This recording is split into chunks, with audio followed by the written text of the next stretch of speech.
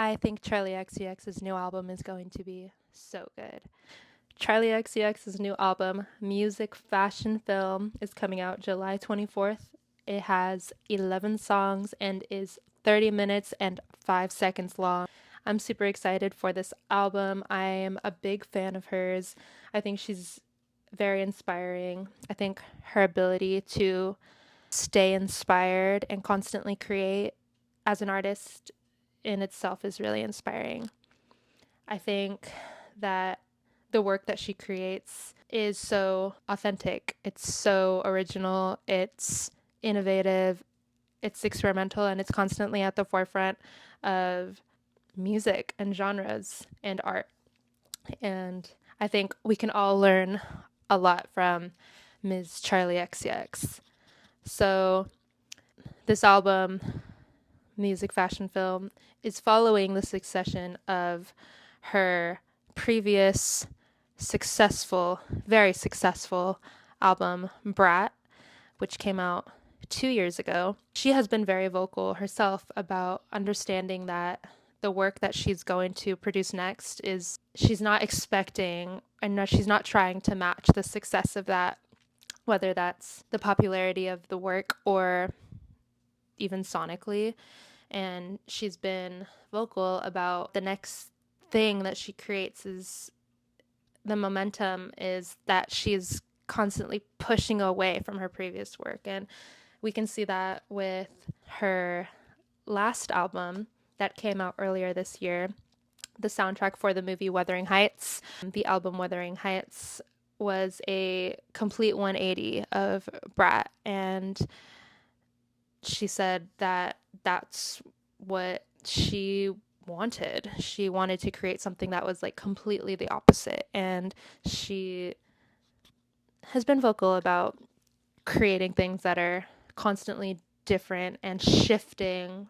She just does what feels authentic to her, and she's not seeking a reaction. And I think she is well deserved in that as an artist who's been in the game since she was 14 years old. That's more than half of her life.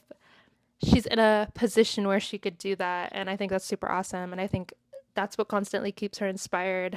I think at this point in her life, like, creating is really just what keeps her going, and it's really awesome to see as a consumer.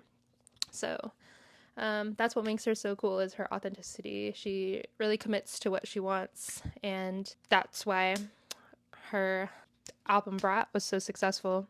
Let's talk about the album coming out, starting with the cover. The album cover includes 3 men that she claims are her muses for music, fashion, and film: John Cale of the Velvet Underground, Marc Jacobs, and Martin Scorsese.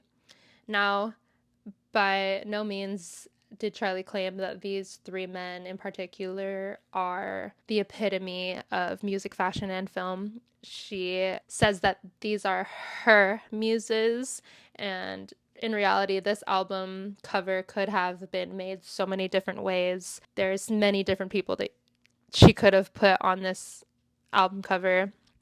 And like the genius she is, since she is a marketing genius, she did this really cool thing.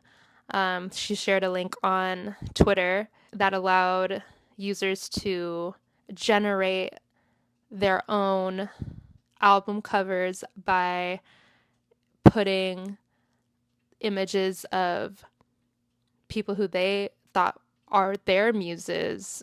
And I just love this because it's genius. Like, having an interactive marketing idea like that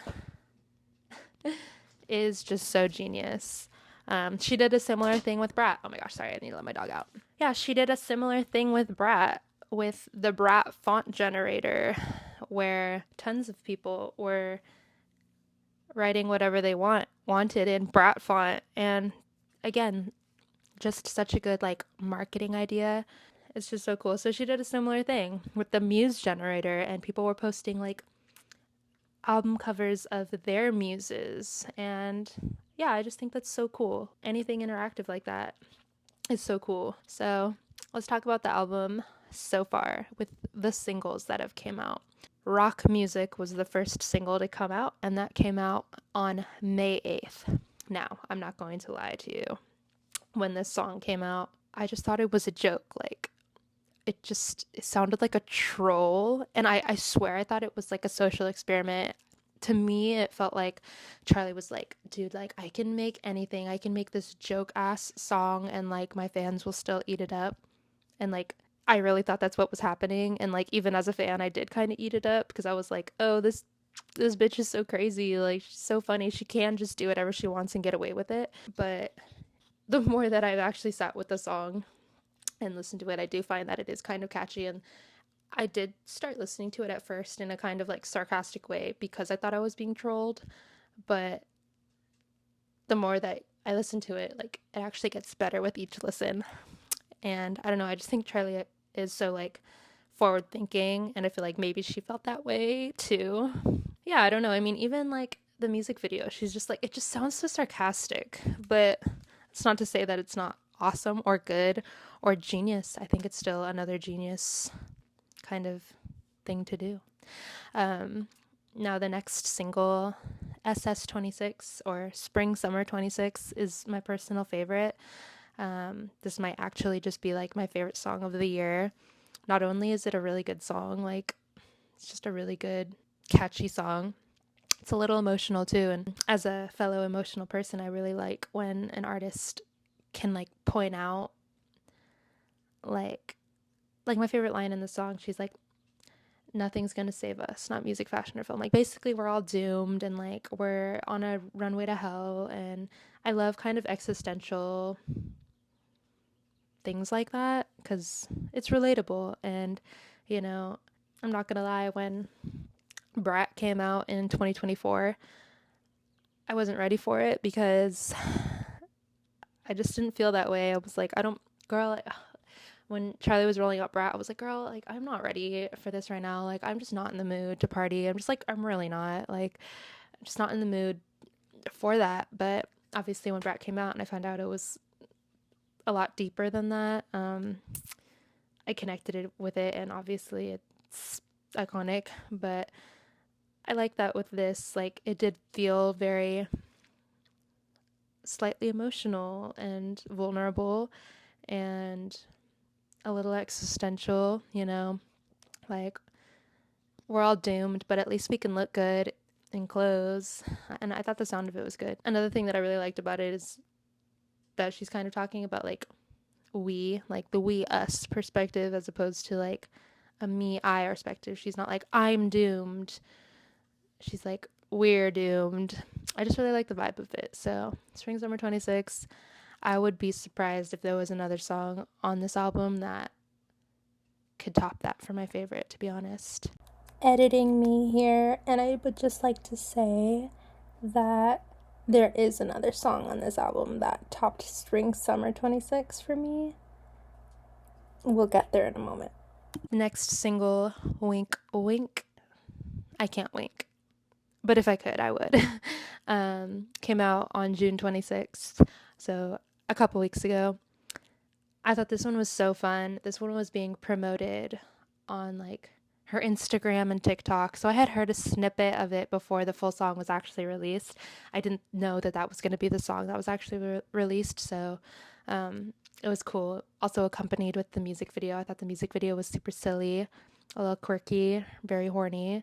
I think the director that she's working with, Aiden Zamiri, I pronounced it that way because I'm American. It looks like Aiden Zamiri, but I love the work they're doing together. They look like they're having so much fun, and like, that's what it's all about.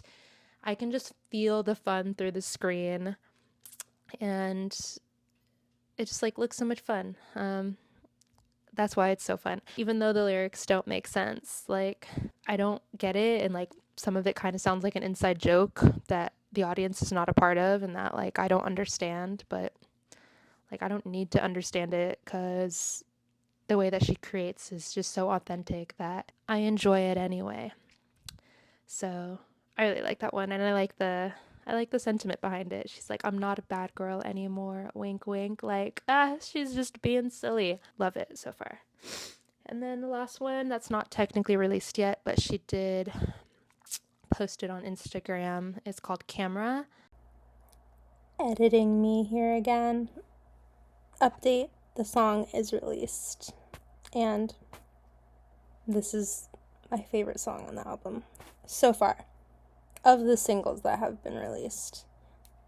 I filmed this video a couple weeks ago. The album comes out in 2 days. Camera just got released yesterday. And I'm super excited. So this is all rollout jargon. These are my thoughts before the album comes out. My thoughts on the album rollout. It's all been super fun so far, and I will be talking about it more after it comes out. So, okay. Yeah, so far, kind of with all 4 of these singles that kind of came out so far, they do all have the same sound. Like when she said that she was pushing away from her previous work, like she really meant it. So Wuthering Heights was a complete 180 of Brat, and I wouldn't say that Music Fashion Film necessarily is a complete 180 from Wuthering Heights, but it is completely different. Like sonically, it's got elements of rock. I know she says and has been very vocal that this is not a rock album and not to expect that, but it's got indie rock elements to it. It is definitely a pop album, an indie pop album. Editing me here. Alright, I want to talk a little bit more about what I mean by indie rock and indie pop. I know that indie, traditionally it means like kind of like a DIY and do it yourself, kind of like, element to it. And I know that Charli is a big mainstream pop artist now, but I really want to emphasize that I mean indie pop as in the genre, right? Now, it is a very real thing, but I think it's important to note that she does have these elements to this project specifically that are like do-it-yourself vibes, kind of like garagey, kind of like, she does make her music herself, her and her team. I know that she made this album with A.G. Cook and Finn Keen in a space in Paris, and it was done in a very short amount of time. And so that's why I say that this album does have elements of indie pop. So I don't want people coming at me and saying that this isn't indie because she's a main pop stream artist, and I get that, but you also have to realize that it is a genre, and that's what I mean by that. Okay. And I mean, I love that. I love that kind of stuff. But it does feel very like, indie rock, like kind of garagey, with the guitars. Like that's a new sound that she's experimenting with, and I don't know, I like it. I think I like that stuff regardless. And so the fact that seeing Charli, who's an artist who traditionally in the past didn't play with that kind of sound, watching it play out that way, her experimenting with the sound, is really awesome. So that's why I think that her album is going to be so good, and I'm so excited for it. I'm curious what the rest of the album's going to be like, obviously. I will be hosting a listening party for it on live. I don't know, probably like TikTok live. I did that with the Wuthering Heights album and it was so fun, so I might do that again. All right, editing me here again one last time.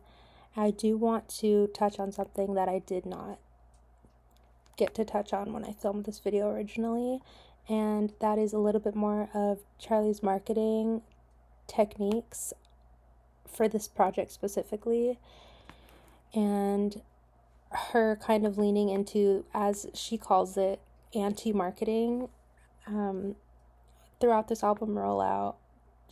She's doing what a normal pop star would be doing promoting it on the gram, on the Twitter, on socials. She's pumping it out. She's got snippets of the songs coming out on TikTok, and she's rolling out the singles, and she's doing all that. But I want to touch on one last thing that she's doing that's super cool, iconic, and genius, to be honest.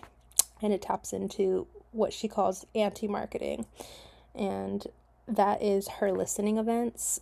She, a few weeks ago, released in theaters album listening events exclusively for people who were able to snag tickets via a link that she posted online. I unfortunately was not able to get tickets a few weeks ago, but she did another rollout of the listening events this week, happening the day before the album comes out, the night before, and I was able to get tickets, and I'm super excited.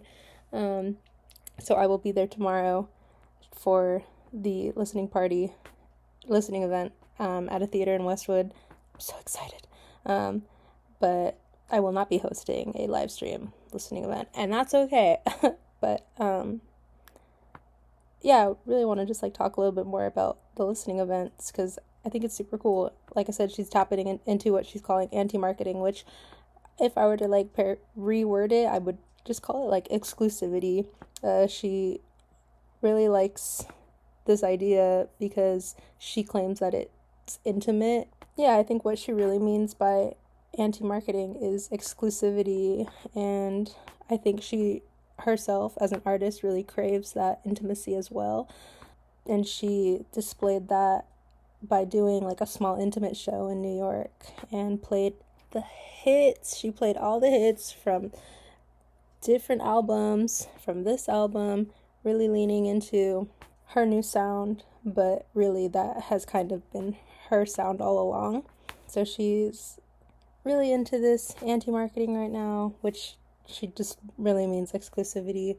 So yeah, these listening events, from what I've seen, I will update you more, but yeah, she's just playing the album in a theater. I think she's playing the music videos on the screen too, hence the theater. But at these exclusive events, one, the tickets were free, so super awesome.